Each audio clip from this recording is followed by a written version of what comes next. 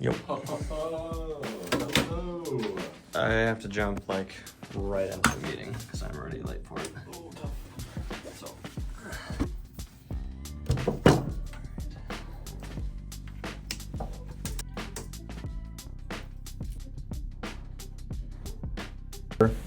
Solar, whatever, Solar Bear stuff.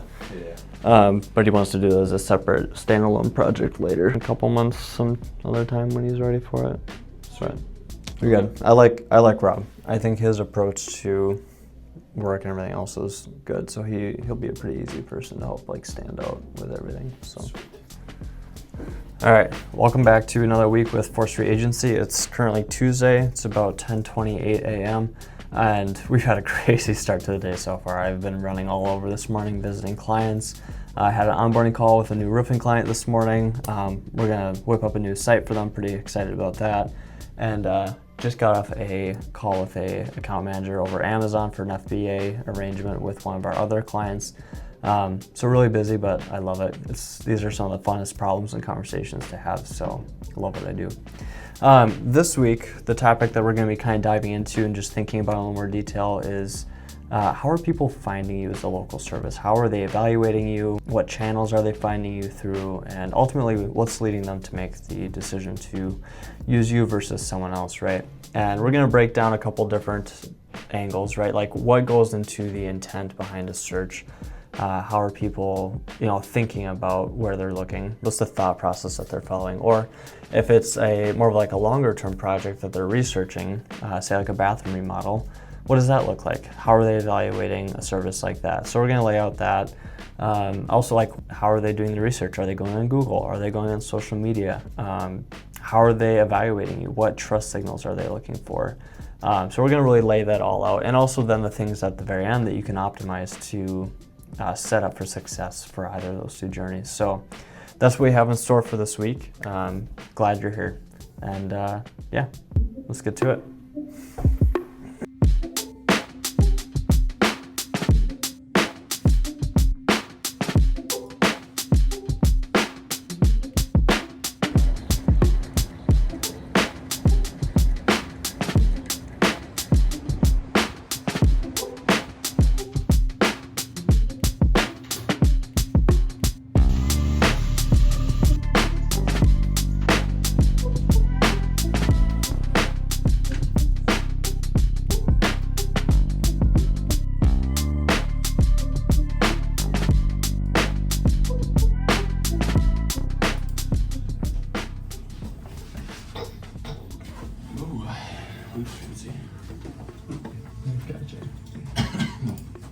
Didn't know it, but you just died there. You got toasted. Freaking blown away. Dunzo. Gonzo.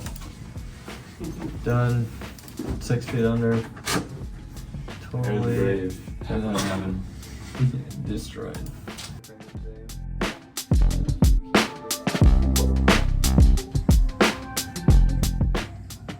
Alright. Just got home. Left the office a little bit early to try and beat traffic because it was raining really hard today. Didn't beat it a whole lot, but here we are. So earlier we were talking about where and how local customers search for services, right?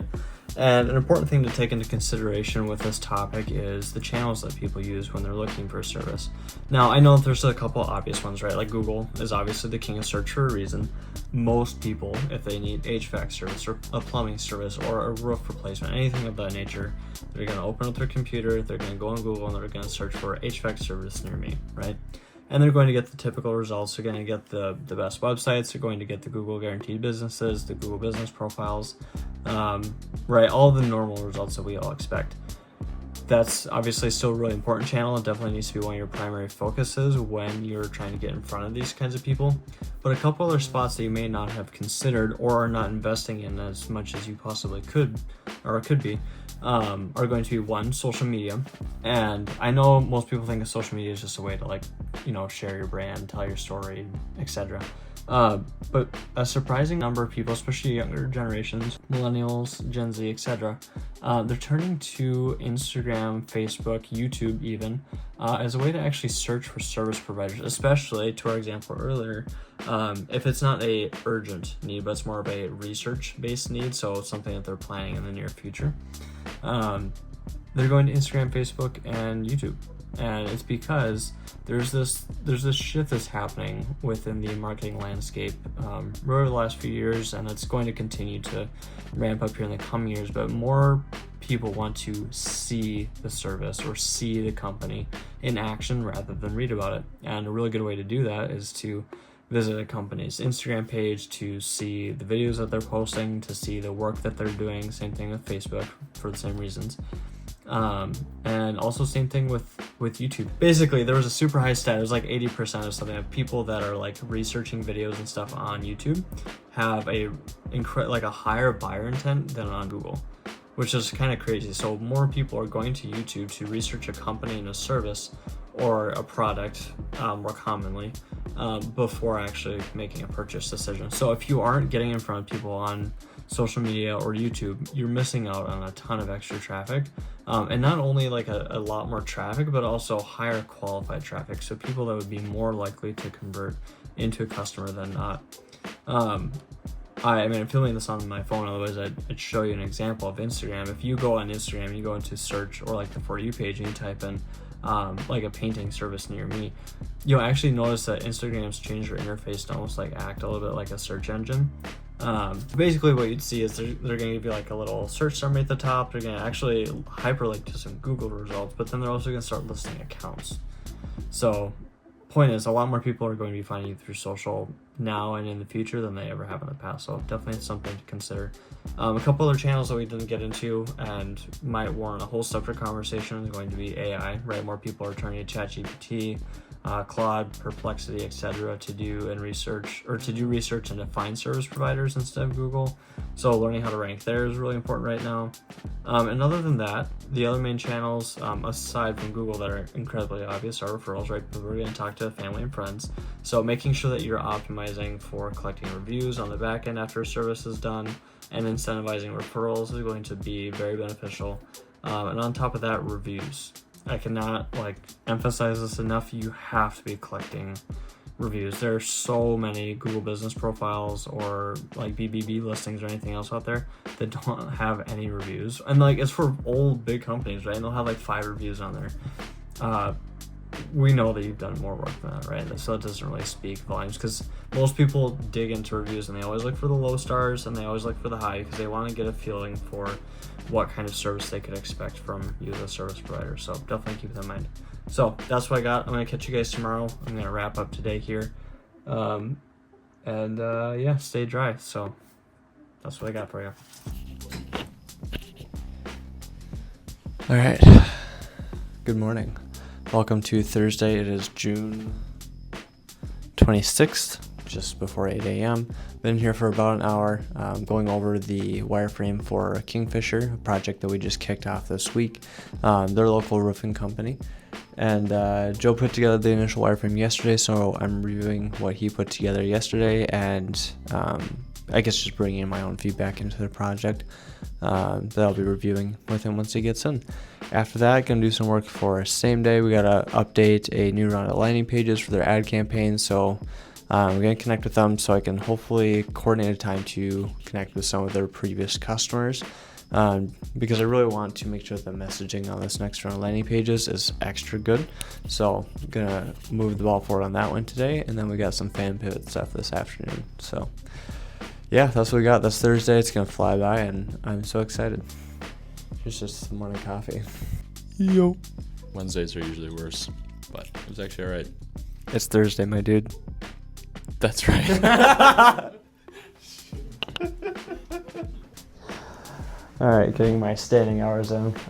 Standing desks are awesome, and honestly, I'm so glad to have them because sitting so much like this kind of drives me crazy. So definitely choose to stand when I can. But anyways, just to kind of wrap this week up, want to give you a couple quick actionable tips that you can start taking immediately that are going to make a really big difference when people are trying to find you. Most of these are applicable to Google, but there's a few that apply regardless of platform. So like we talked about earlier, people are going to be finding you on Google. They're going to be finding you through referrals and their friends and their family, on social, so Instagram, Facebook, TikTok, etc. Right? You can't discount any of those, even though Google is still the king. But let's talk about Google. So one quick tip, most people overlook their Google business profile, and for local services, this is a must. You cannot avoid this. You cannot be lazy about it. You have to stay up about it, and you got to make sure that it's clean and professional and easy to find, because when people are looking for HVAC service near me, most of the time they're not even making it to the website. Most of the time they're just evaluating the Google business profile, which means that they're looking for your name, relevant photos, business hours, a phone number, reviews, etc. And that's how they're evaluating you with other service providers before they choose to learn more about you. So make sure your Google business profile is up to date. Keep this updated. A quick sub tip on that is most people overlook the updates feature.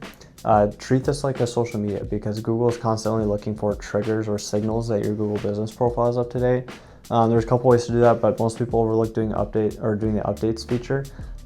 So if you ever come up with a social post that you're going to post on Instagram, also have your person post it to your Google business profile. That's just a super easy way to stay up with that on a week-to-week basis. Another way to make sure you're signaling to Google that is up to date is responding to reviews, responding to FAQs, stuff like that, right? Anything that you can do on a weekly basis to ensure that information is up to date and helpful.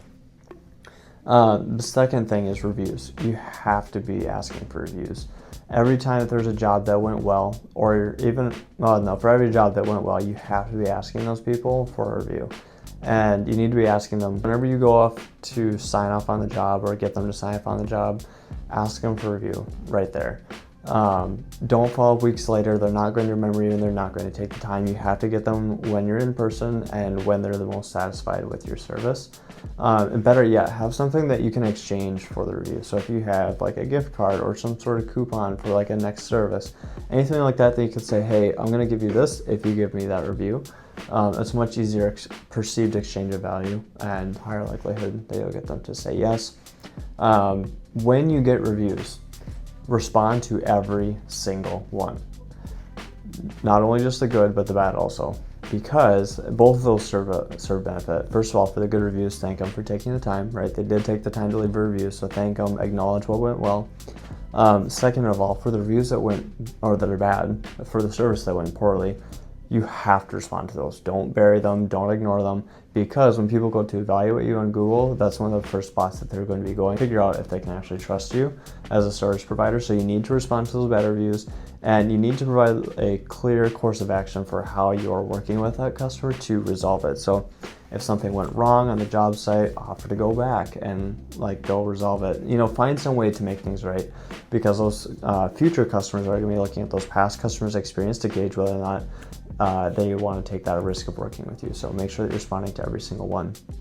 Lastly, show, don't tell. Show updated photos and videos wherever people are interacting with you. That is on Instagram, that's on Facebook, that's on your website, that's on your Google business profile. Wherever you can post an image or some sort of before and after, any way that you can show that has to be updated information, because people are always looking for, they want to see it, they want to have visual, they want to be able to have something that's tangible rather than just the words that you're saying. Because most people these days skim, they don't really sit and read. Meaning, if you're going to communicate with them in any shape or form, do it through photo or video or some sort of media over text if you can. So those are my quick tips just to wrap up this week. And again, this week's topic was how local customers search for services and really how we can meet them where they're searching. So thanks for joining us this week. We'll have another video up next week on a new topic, so looking forward to connecting with you guys then. Cheers. Have a good weekend. Bye.